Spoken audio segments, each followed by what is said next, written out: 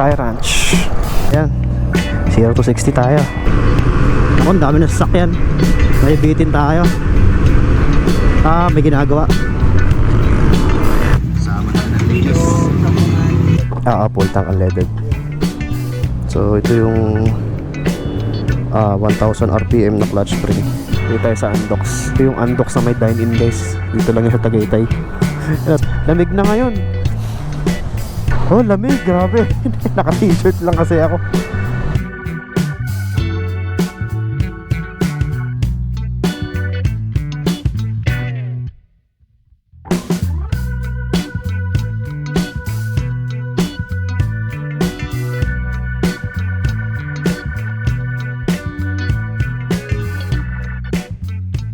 Baklas natin yung 17 grams. Ito na siya. May guhit-guhit oh. Parang may tama. Babalik natin yung stock na bola. Tapos yung stock na center spring. Stock na clutch spring, balik natin. Para tipid-tipid. Yes, center spring na 1000 RPM. Dito sa clutch spring. Ayan, sa loob 1000 RPM clutch. Babalik natin yung stock para lang sa biyahe na to. Sama na ng linis.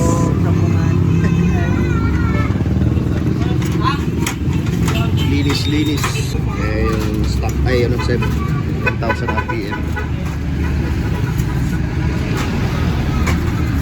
And yung 1000 spring 1000 RPM na clutch spring.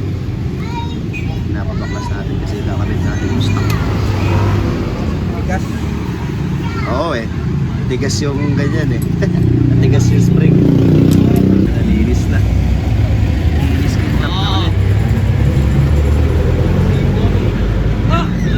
na ulit. So may dragging na to. Kaya yung niretain natin yung 1000 RPM na center spring. Ito kasi sobrang lambot na. Kaya malakas na dragging. Nakakabit natin yung 1000 pa rin. 1000 RPM na retain. Pero yung clutch spring binalik sa stock. Tsaka yung bola ito bago. 20 grams. Bali yun. Ito yung 17 grams na bola. Ito yung 1000. Kaso itong stock hindi na natin nabalik. Kasi nga maalog na, sobrang lakas na. Kaya ang na-retain doon yung 1000 RPM na center spring. Tapos stock yung clutch, pati bola 20 grams. Alright. So yun mag-eksperimento na naman tayo sa ating Bergman. So balak na natin ibalik yung stock, yung 20 grams. Kung nakita nyo kanina sa video, binalik natin yung 20 grams. Tapos binalik din natin yung stock na clutch spring, which is alam ko 800 RPM yan. Kaso nagka-problema tayo dun sa sa center spring natin. Kaya pala nung bago ako magpalit nitong set natin, yung 17 tapos 1000 RPM na clutch and spring, ang lakas na ng dragging. So yung center spring ko, pag kinakabit siya, ang lakas na ng alog niya dun sa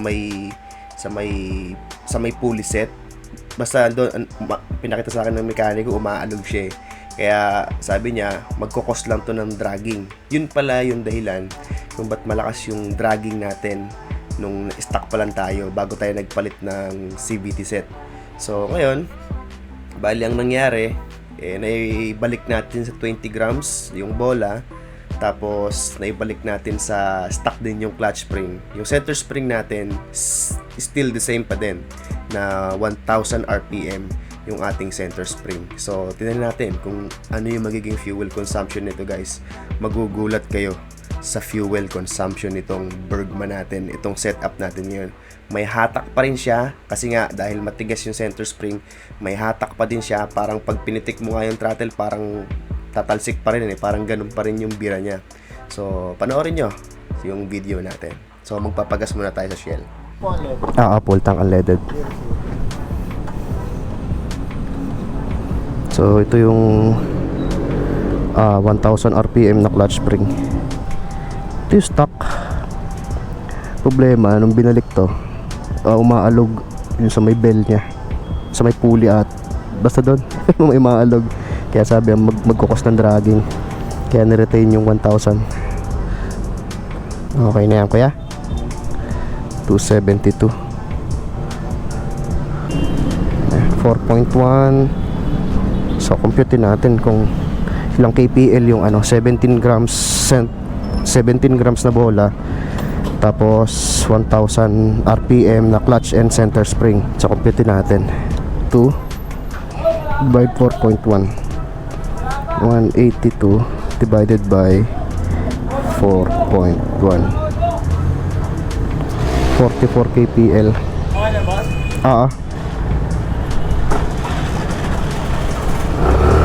Grabe yung hatak. Parang tatalsik ka yung sa unang arangkada. 44 kpl, not bad para dun sa 17 grams 1,000 rpm clutch and center spring. So ngayon try nating patakbo ng 100 kilometers and then check natin yung fuel consumption nito. Ayan, nareset na natin yung ating trip A. Tapos nagpahangin na rin tayo ng gulong. Ako, malaking factor din yung guys, yung tamang tire pressure ng gulong. Kasi pag malambot ang gulong mo, hirap ang motor, mahirapan. Kaya pag tama yung tire pressure, may factor yan sa pagtipid at pagkagasta ng gasolina. So ang sinet nating tire pressure is 30 PSI sa harap at likod. Biyahe-biyahe lang muna tayo dito hanggang sa makaabot tayo ng kahit mga 100 km. Tapos tingnan natin yung fuel consumption niya mamaya pagka nagpagas tayo ulit. Nag-iisip ako ng ruta kung saan maganda mag 100 km So para yung gagawin kasi natin computation ng fuel consumption is actual, hindi yung sabagay itong Bergman na version 2 wala naman tong wala tong yung makikita mo kung ilang fuel consumption mo dyan, yung average fuel consumption mo. Sa EX kasi meron ng ganon, sa Bergman EX makikita mo na yung average fuel consumption mo dyan sa may panel mo. Pero ito wala pa, kaya ang gagawin natin dito yung actual manual computation ng fuel consumption, which is mas accurate yun kung yung actual talaga. So saan kaya saan kaya tayo mag 100 km sa sa hatak guys, sa arangkada andun pa rin, dahil nga siguro matigas pa rin yung ating center spring dahil sa 1,000 rpm na center spring. Kaya siguro yun din yung factor kung bakit malakas pa rin yung arangkada natin, malakas pa rin yung hatak ng motor. At syempre may dulo na to kasi mabigat na yung bola natin Binalik natin sa 20 grams yung stock na grams ng Bergman. Pag halimbawa itong cruising speed natin na 60, pag gusto kong umovertake anytime, hahatakin niya pa rin ako kaya niya akong hatakin Ayan, pag binira ko yung RPM, ayun may siyaw, may hihiyaw, maririnig mo pa rin Sa stock kasi hindi ganyan. Pag cruising speed mo yan ganito 50 plus, tapos pag o-overtake ka para siyang nauubo. Basta alam nyo na yung ibig ko sabihin, yung para siyang kinakapos. Ganun. Pero dito may pa rin siya, may hatak pa rin. So yung klima ngayon guys pag gabi hindi na siya yung nakakapawis di tulad dati. Grabe nakakapawis yun pag gabi, sobra yung humidity, kahit gabi pinapawisan ka Pero ngayon hindi na, medyo okay na siya, hindi mainit. So sa Tagaytay siguro malamig na ngayon doon yan. Natin kung gaano nakaka-fresh ko ngayon sa Tags. Tapalan tayo sa Paliparan, and so far nakaka-22 na tayo, kakaikot-ikot lang dun sa Imus kanina. Okay, rush hour pa kasi kaya medyo marami-rami pa sasakyan.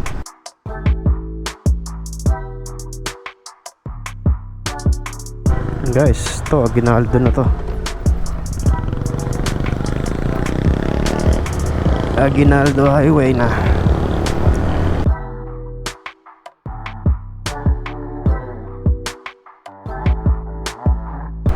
Yes, medyo na dito medyo malamig na yung simoy ng hangin, pero dasma pa lang to. Hindi, silang na pala. Kakapasok lang natin ng silang, kakalagpas lang natin ng arko ng dasma. Pero malamig na yung simoy ng hangin.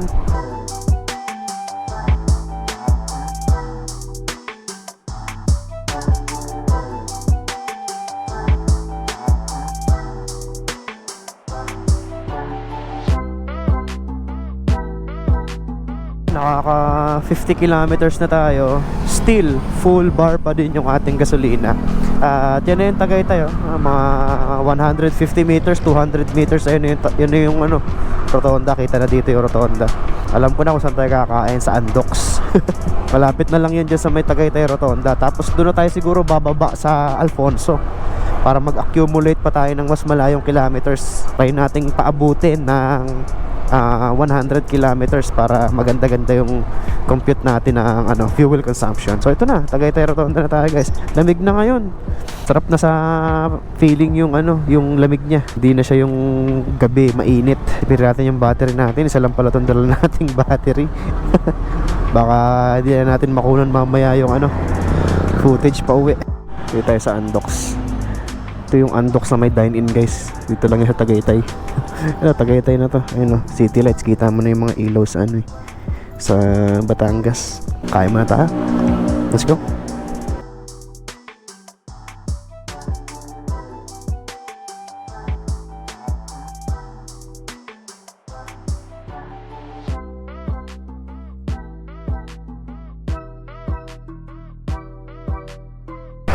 So yun. So Amadeo tayo daan.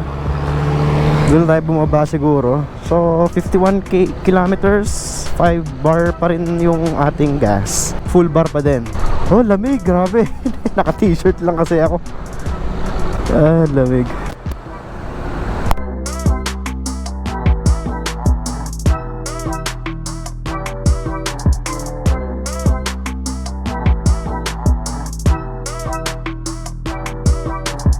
Yeah, so dahil paubos na yung ating battery, pauwi naman na tayo. So kita-kits na lang tayo sa may gasoline station, sa may sa may Dasma na. O kaya doon sa pinagasan natin kanina, sa may bandang Bacoor yun pero malapit na lang yun sa atin. Tignan natin kung magkano yung magiging fuel consumption niya. So far 60 kilometers na, pero full bar pa din tayo. Full bar pa din yung ating gasolina. Tignan natin kung makakailang fuel consumption siya dito sa kinabit nating set na 1,000 center spring, 1,000 RPM center spring, tapos 800 RPM yung clutch stock, tapos stock din yung bola 20 grams. So around 66 kilometers, 65.9 kilometers, kakabawas lang niya. Naging 4 bars na lang siya. Yan, 66 kilometers, naging 4 bar na siya, nagbawas na siya ng isang bar.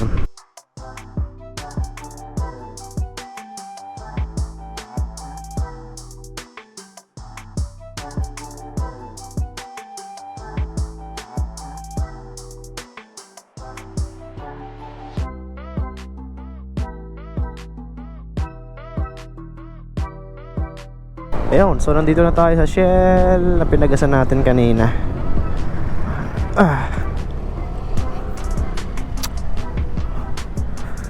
Full tank ko ya, unleaded po. Oo. Ito natin. Unleaded.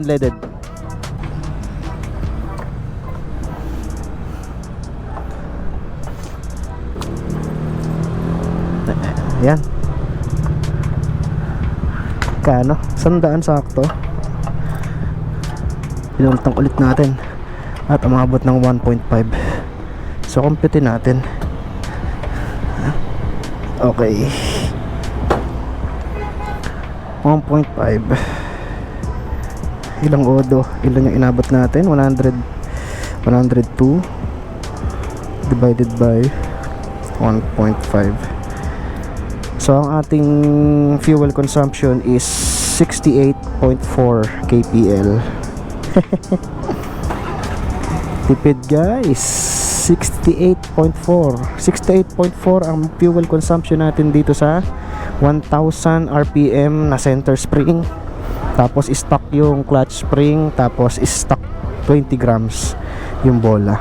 Almost 70 na siguro kung stock to guys. Kung stock yung center spring ko, baka nag 70 ito. Kaya totoo yung ginagawa nung yung pa-event ng Suzuki Bergman, yung Econoran, na umaabot sila ng 90. Ewan ko kung paano nila naabot yung 90, pero yung 70 kpl guys, possible kung yun nga, stock tong ating center spring. Reset na natin pala. Kung stock tong center spring natin, tas stock clutch spring, tapos takbuhang chill lang tayo, mga 60, 70 lang, ma-achieve natin yon yung 70 dito, madali lang. Ayan, 68 oh. So, try natin sunod sa ating video siguro, Manila to Baguio, 1 full tank challenge. So, may ano pa rin, kaya niretain ko yung 1000 RPM para kahit pa paano may hiyaw pa rin yung ano eh. Ayan oh. Ayan oh. Oh. Grabe. Try kaya natin mag top speed. Punta tayo sa Vermosa guys. Ayan. 0 to 60 tayo. 1, 2, 3. 0 to 60.